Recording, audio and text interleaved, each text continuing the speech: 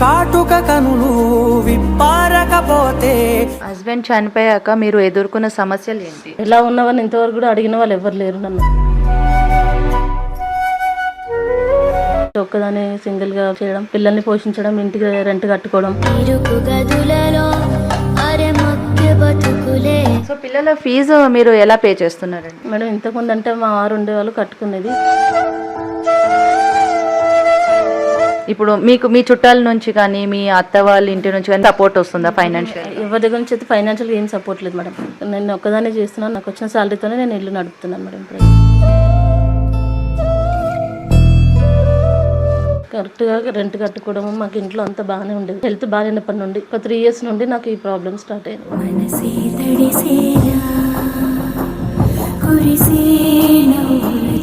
Hi hello, నా పేరు Uma Karthik, RJ inspiration hands నుంచి. న్యూ విద్యానగర్ నేరేడ్మెట్కి వచ్చాము మనము. హిమబిందు మనకు కాంటాక్ట్ చేశారండి. వాళ్ళ హస్బెండ్ 4 months అవుతుంది ఎక్స్పైర్డ్ అయ్యి. సో వాళ్ళ దగ్గరికి వెళ్ళి వాళ్ళ కంప్లీట్ డీటెయిల్స్ కనుక్కుందాము, వాళ్ళ పరిస్థితి ఏంటి అని. సో ప్రస్తుతానికి మనం వాళ్ళ ఇంట్లో ఉన్నామండి. హిమబిందు గారిని మనము డీటెయిల్స్ కనుక్కుందాము. హాయ్ అండి. Hi madam. మీ హస్బెండ్ ఎప్పుడండి ఎక్స్పైర్డ్ అయ్యారు? మేడం 4 months అవుతుంది మేడం.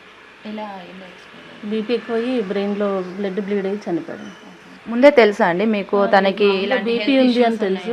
కొద్దిగా బీపీ ఎక్కువ అయ్యేది, అప్పుడప్పుడు కొంచెం షుగర్ కూడా అటాక్ అయింది. దాని తర్వాత కొంచెం ఇంట్లోనే ఉంటున్నాడు, జాబ్ ఏం చేయట్లేదు, ఆటో నడిపించేవాడు.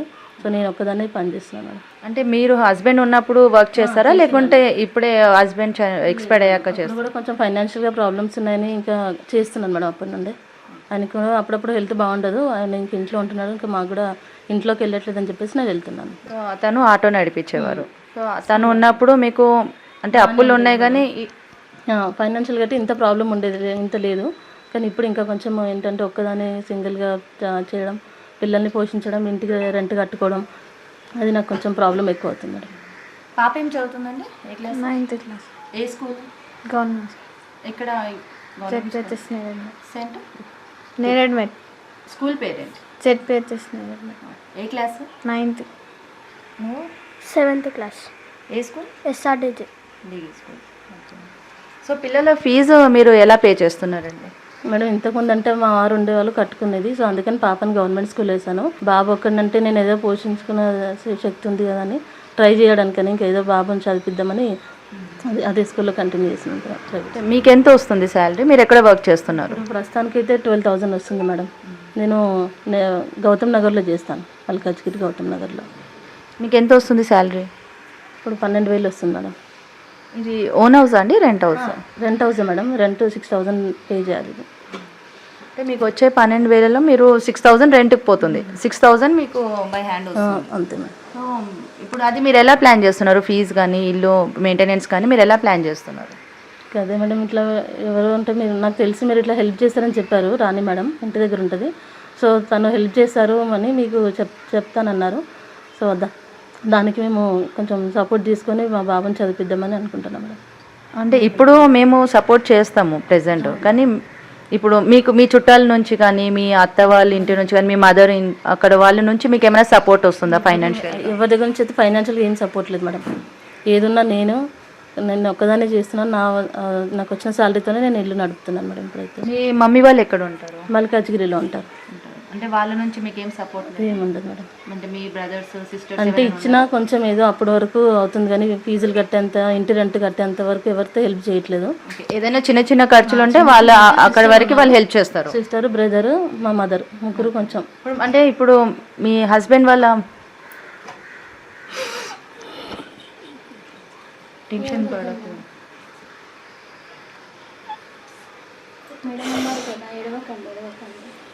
ధైర్యంగా ఉండు. నువ్వు ఏడుస్తే నేనేం క్వశ్చన్ అడగలేను. ఇంకా ధైర్యంగా ఉండు కొంచెం. ఏదైనా పిల్లల స్కూల్ ఫీజే ఏదైనా ఇబ్బంది అయ్యేది మనకి. సో నీకు వచ్చే 12,000 నువ్వు పిల్లల ఫీజు కట్టడం కట్టలేకపోతున్నాను మేడం నేను.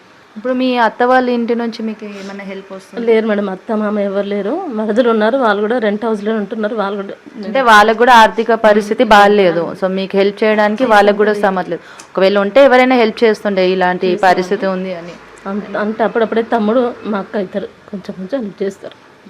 ఏం టెన్షన్ పడకు, పిల్లల స్కూల్ ఫీజు ఆలోచిద్దాం, మనము కడదాము స్కూల్కి వెళ్ళి ఎలాగైనా. కానీ నువ్వే ధైర్యంగా ఉండాలి ఇప్పుడు. ఓకే మేడం, నా పరిస్థితి బాగాలేదని నాకు టెన్షన్ పడకు, నీకు ఖచ్చితంగా హెల్ప్ వస్తుంది. ఇప్పుడు ఎన్ని రోజులని నువ్వు ఒక్కదానివి 12,000 జీతంతో పిల్లల్ని పోషిస్తావు?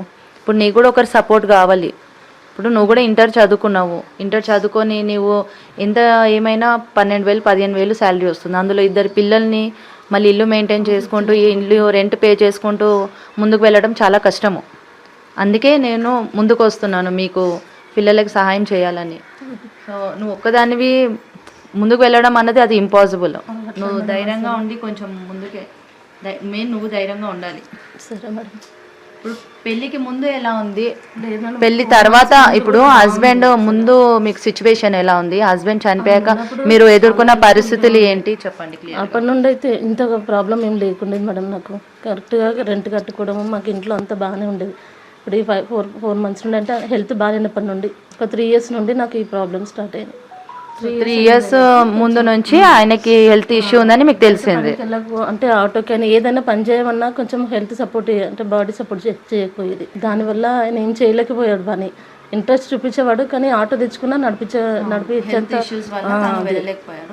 దానికి నేను ఇంకా వద్దని చెప్పేసి కూడా నేను ఇంట్లోనే ఉండమని చెప్పేదాన్ని రెస్ట్కి. హస్బెండ్ చనిపోయాక మీరు ఎదుర్కొన్న సమస్యలు ఏంటి?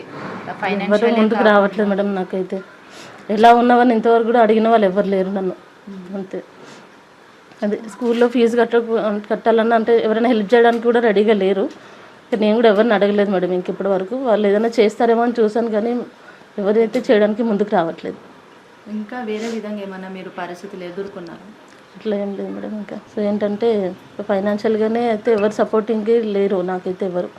సో మీరు ఒంటరిగానే వచ్చే శాలరీలో మీరు అడ్జస్ట్ చేసుకుంటూ ముందుకు వెళ్తున్నారు. ఏదన్నా నా పిల్లల ఫ్యూచర్, నా పిల్లలు చదువు కావాలని చెప్పేసి నేను ఈ ప్రయత్నం ఒకటి చేస్తాను మేడం. సో పాప అంటే మీ హస్బెండ్ ఉన్నప్పటి నుంచే పాప గవర్నమెంట్ స్కూల్ వెళ్తుందా? బాబు కూడా అదే స్కూల్, కాకపోతే నేను ఇద్దరిని చేంజ్ చేద్దాం అనుకు. ఎందుకంటే కొంచెం స్టడీ కూడా 9th క్లాస్కి వచ్చింది కదా, పెద్ద క్లాస్ అని చెప్పేసి స్కూల్ చేంజ్ చేద్దామని అక్కడ మాట్లాడొచ్చిన తర్వాత సో మళ్ళీ అనుకున్నాను ఇద్దరికి నేను కట్టలేనేమని చెప్పేసి మళ్ళీ మన అదే స్కూల్లో తనకి మెరిట్ స్కాలర్షిప్ది ఎగ్జామ్ పెట్టారు, పాస్ అయింది. సో స్కాలర్షిప్ వస్తుంది అన్న ఒక ఆలోచనతో నేను మళ్ళీ ఇదే స్కూల్ కంటిన్యూ చేస్తున్నాను. అంతే. బాబు ఏంటంటే స్కూల్లో కొంచెం చదువుకుంటే, వాడు అబ్బాయి కదా, చదువుకుంటే ఇంకొంచెం నాకు ఏదైనా సపోర్ట్ అవుతుంది పెద్దగా అయితే అని ఇంకా అట్లా అనేసి నేను ఆ స్కూల్లో కంటిన్యూ చేస్తాను, స్టడీ స్కూల్లో. చూసారు కదండి, ఇది వీళ్ళ పరిస్థితి. ఎవ్వరూ సపోర్ట్ లేక తను ఒంటరిగా 2 పిల్లల్ని పెట్టుకొని రెంట్ హౌస్లో వచ్చే శాలరీ 12,000లోనే తను ఎవరికి చెప్పుకోలేక సతమౌతం అవుతున్నారు. సో తెలిసిన వాళ్ళ ద్వారా నాకు కాంటాక్ట్ చేశారు. ఖచ్చితంగా మనము వీళ్ళ 2 స్టూడెంట్స్కి మనము సహాయపడాలి, ముందుకు వెళ్దాము. ఖచ్చితంగా మనందరి సపోర్టు ఈ కుటుంబానికి ఇవ్వాలని నేను కోరుకుంటున్నాను.